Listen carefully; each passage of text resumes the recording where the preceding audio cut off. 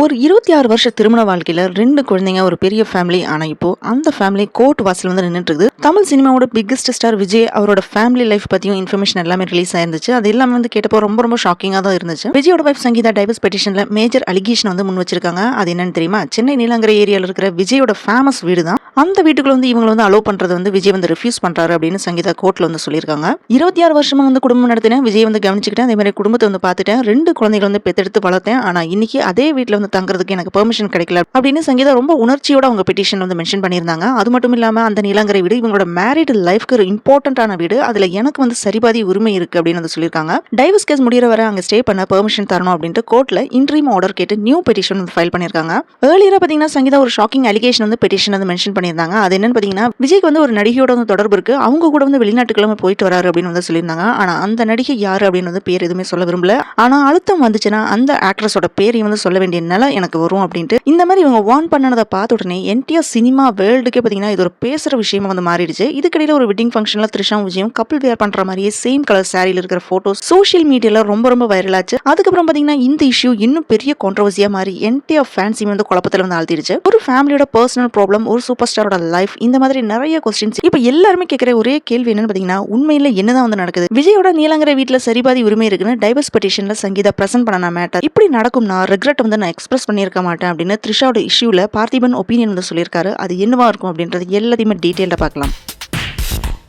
Cinema உலகத்துல ரொம்ப அமைதியா இருந்த ஒரு ஃபேமிலி இப்போ பெரிய சர்ச்சை வந்து மாறி நிக்குது. ஆக்டர் விஜய் இருந்து டைவர்ஸ் கேட்டிருக்கிற சங்கீதா இது எல்லாருக்குமே தெரிஞ்ச விஷயம் தான். இப்போ அவங்க ஃபைல் பண்ண நியூ டைவர்ஸ் பெட்டிஷன்ல செவரல் இம்பார்ட்டன்ட் கிளைம்ஸ் வந்து ஃபைல் பண்ணியிருக்காங்க. சென்னை நீலாங்கரையில் இருக்கிற வீட்டுக்குள்ள என்ன அலோ பண்றது இல்லை அப்படின்னு விஜய் மேல குத்தம் வந்து சொல்லியிருக்காங்க. ஸோ டைவர்ஸ் கேஸ் முடிகிற வரை அங்கே ஸ்டே பண்றதுக்கு பெர்மிஷன் கொடுக்கணும் அப்படின்ட்டு நியூ பெட்டிஷன் வந்து ஃபைல் பண்ணியிருந்தாங்க. செங்கல்பட்டு ஃபேமிலி வெல்ஃபேர் கோர்ட்ல தான் வந்து கேஸ் ஃபைல் ஆயிருக்குது. ஆக்டர் விஜய்க்கு வேற ஒரு ஆக்ட்ரஸ் கூட ரிலேஷன்ஷிப்ல இருக்காரு. ஸோ அந்த ஆக்ட்ரஸ் கூட அப்ரோட் வந்து டிராவல் பண்ணிட்டு இருக்காரு அப்படின்னு மென்ஷன் பண்ணியிருந்தாங்க. ஃபர்தர் மோர் விஜய் இருந்து பிரஷர் வந்துச்சுன்னா அந்த ஆக்ட்ரஸ் யாருன்ற டீடைல்ஸ் வந்து ரிவீல் பண்ணுவேன் அப்படின்னு சங்கீதா அவங்களோட பெட்டிஷன்ல வந்து பாயிண்ட் அவுட் பண்ணியிருந்தாங்க. இந்த மாதிரி எல்லாமே போயிட்டு இருந்த நிலையில தான் சென்னையில் நடந்த ஒரு வெட்டிங் ஈவென்ட்ல ஆக்டர் விஜயும் அதே மாதிரி ஆக்ட்ரஸ் த்ரிஷாவும் சேம் கலர் சில்க் ட்ரெஸ்ல ஒன்னா வந்து அட்டன் பண்ணியிருந்தாங்க. நீலாங்கரையில் இருக்கிற வீட்டில் வந்து ஸ்டே பண்றதுக்கு விஜய் வந்து ரிஃப்யூஸ் பண்றாரு அப்படின்னு சங்கீதா நியூ பெட்டிஷனும் ஃபைல் பண்ணியிருந்தாங்க. அந்த பெட்டிஷன்ல ஃபர்தரா வந்து என்ன சொல்லியிருக்காங்கன்னு பாத்தீங்கன்னா, மேரேஜ் ஆகி நான் 26 வருஷமா வந்து குடும்பம் நடத்தி 2 குழந்தைகள் வந்து பெற்றெடுத்து வளர்த்திருக்கேன் அப்படின்னு வந்து மென்ஷன் பண்ணியிருக்காங்க. மேரேஜுக்கு அப்புறம் விஜய் வந்து நல்லா டேக் கேர் பண்ணியிருக்கேன், அதே மாதிரி அவரும் வந்து குடும்பத்து மேல ரொம்ப அக்கறையா தான் இருந்திருக்காரு அப்படின்னு வந்து சொல்லியிருக்காங்க.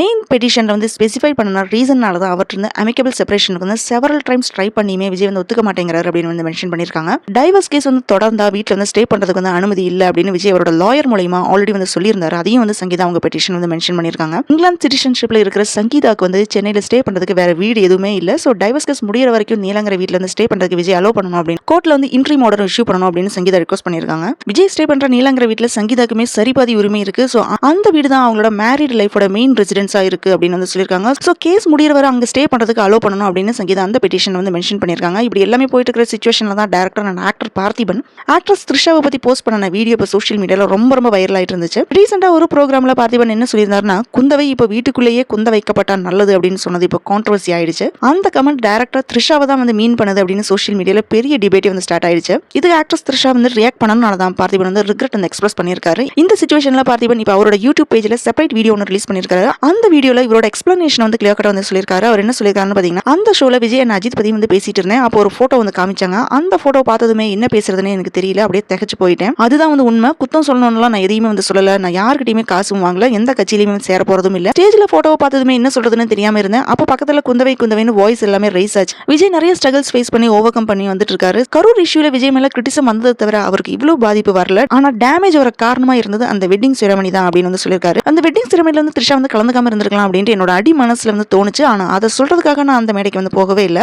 அந்த ஷோல குந்தவைன்னு அவங்க சொன்னாங்க. உடனே அவங்க வீட்டுல இருந்திருக்கலாம் அந்த ஆதங்கத்துல தான் நான் சொன்னேன். என் ஃப்ரெண்ட் சமுத்திரக்கனியும் வந்து பேசினாரு. சமுத்திரக்கனியும் யார்ட்டையுமே வந்து காசு வாங்கி பேசல, அன்போட மிகுதியில தான் வந்து பேசினாரு. இது எல்லாமே பார்த்தா ஆதங்கத்துல தான் ஸ்டேஜ்ல பேசிட்டு கீழே இறங்கினேன். அப்பவே பாண்டே வந்து குந்தவை விஷயத்தை அவாய்ட் பண்ணிருக்கலாம் அப்படின்னு வந்து சொல்லியிருந்தாரு. இமீடியட்டா கன்சர்ன் கம்பெனிக்கு கால் பண்ணி நான் பேசின வீடியோவை டெலீட் பண்ண சொல்லியிருக்காரு. ஸோ ஆனா யாரோ வீடியோ எடுத்து சோஷியல் மீடியால வந்து போஸ்ட் பண்ணிருக்காங்க. இந்த விஷயத்துல நான் சொன்னது ஒரு பெண்மணியை பத்தி தான், எனக்கு சம்மதமே இல்லாத 3வது மனுஷியை பத்தி தான் நான் சொன்னேன். இந்த பிரச்சனையில இருக்கிற 3 பேரை எடுத்துக்கிட்டோம் பாத்தீங்கன்னா, என்னோட ஃப்ரெண்ட் விஜய், 2வது விஜயோட வைஃப், 3வது மனுஷியை பத்தி பேச வேண்டிய அவசியம் இல்ல. ஆனா நான் பேசுனது அவங்கள பத்தி தான். இதுக்காக அன்னைக்கு மதியானமே வந்து ரெக்ரெட் எக்ஸ்பிரஸ் பண்றதுக்காக வேண்டி வீடியோ எல்லாமே ப்ரிப்பேர் பண்ணேன். அத ரிலீஸ் பண்ண போகும்போது ட்வீட் ஒண்ணு வந்துச்சு. என்ன குத்தம் சொல்ற மாரி ஒரு ட்வீட்ட வந்து பார்த்ததுக்கு அப்புறம் அந்த வருத்தத்த வந்து ரிலீஸ் பண்ணணுமா அப்படின்னு சந்தேகம் வந்துருச்சு. அதுல நானே வந்து விரும்பி போட்டோ வந்து போட சொன்னேன் அப்படின்னு வந்து சொல்லியிருந்தாங்க. இப்படி ஒரு ட்வீட் வரும்னு அப்படி நான் தெரிஞ்சிருந்தா நான் வருத்தமே வந்து சொல்லியிருக்க மாட்டேன். அத பார்த்ததுக்கு அப்புறம் என்னோட மனசுல ஏற்பட்ட விஷயம்னால தான் இந்த வீடியோ வந்து பப்ளிஷ் பண்ண வேண்டி வந்துச்சு. காரணம் என்ன பார்த்தீங்கன்னா, ஒரு 3வது மனுஷியோட 3ஆம் தர ட்வீட் தான் அது எனக்குள்ள ஏற்படுத்தின பாதிப்பு தான் இது. என்னோட ஆக்ஷனுக்கு வந்து அவர் வந்து எதிர்ப்பு சொல்லக்கூடாது அப்படின்னு நான் சொல்லல. ரீசன்ட் டேஸா அவங்கள பத்தி வர்ற vulgar and ugly comments public டொமைன்ல வந்து இருக்குது. ஒரு கட்சியோட லீடர் உட்பட எல்லாருமே வந்து பேசினதுக்கு அப்புறம் அவர் வந்து ரெஸ்பாண்ட் பண்ணியிருந்தா நான் இதை வந்து வெல்கம் பண்றேன். ஆனா எதுக்குமே வந்து ஆன்சர் சொல்லாம எனக்கு மட்டும் கண்டாமினேஷன் வந்து சொன்னா நான் வருத்தம் தெரிவிச்சது தப்பு அப்படின்னு நிறைய பேர் வந்து சொல்லிட்டு இருக்காங்க. அவங்க எல்லாருக்குமே என்னோட நன்றிகள் அப்படின்னு பார்த்திபன் வந்து சொல்லியிருக்காரு. இப்படி ஒரு குடும்பத்தோட தனிப்பட்ட பிரச்சனை, சினிமா வேர்ல்டு, இதுமாதிரி சோஷியல் மீடியா, ஒரு பக்கம் ஃபேன்ஸோட டிபேட் அப்படின்னு என்டையர் தமிழ்நாடோட அட்டென்ஷன் இவர் பக்கம் வந்து திரும்பி நிக்குது. இப்போ எல்லாருக்குமே ஒரே ஒரு கேள்விதான், இந்த டைவர்ஸ் கேஸ் வந்து எப்படி முடியும்? நீலங்கரை வீடு ரிலேட்டடா சங்கீதாவோட ரிக்வெஸ்ட் வந்து கோர்ட்ல வந்து என்ன தீர்ப்பு சொல்லுவாங்க? இந்த மேட்டர்ல இன்னும் எவ்வளவு ட்விஸ்ட் அண்ட் டர்ன்ஸ் வந்து வரப்போகுது? அதுக்கு எல்லாமே கமிங் டேஸ்ல தான் நமக்கு ஆன்சர் தெரிய வரும். விஜய் அண்ட் சங்கீதா ரிலேஷன்ஷிப் உண்மையிலே இங்கேயே வந்து முடிஞ்சிருமா, இல்லை இன்னொரு பெரிய டர்னிங் பாயிண்ட் ஒன்று வருமா? இந்த கேஸோட அடுத்த ஹியரிங்ல எப்படி இருக்கும்ன்றது இனி வர நாள்ல நமக்கு தெரிய வரும். ஆனா இந்த விவகாரம் பத்தி நீங்க என்ன நினைக்கிறீங்க அப்படின்னு உங்களோட கருத்துக்களை வந்து கண்டிப்பா கமெண்ட்ல சொல்லுங்க. இந்த மாதிரி முக்கியமான இன்ஃபர்மேஷன்ஸ் பத்தி தெரிஞ்சுக்க நம்ம சேனலை சப்ஸ்கிரைப் பண்ண மறக்காதீங்க. Thanks for watching this video. உங்களுக்கு இந்த வீடியோ பிடிச்சதுன்னா லைக் பண்ணுங்க, ஷேர் பண்ணுங்க, சப்ஸ்கிரைப் பண்ணுங்க. See you all in the next video.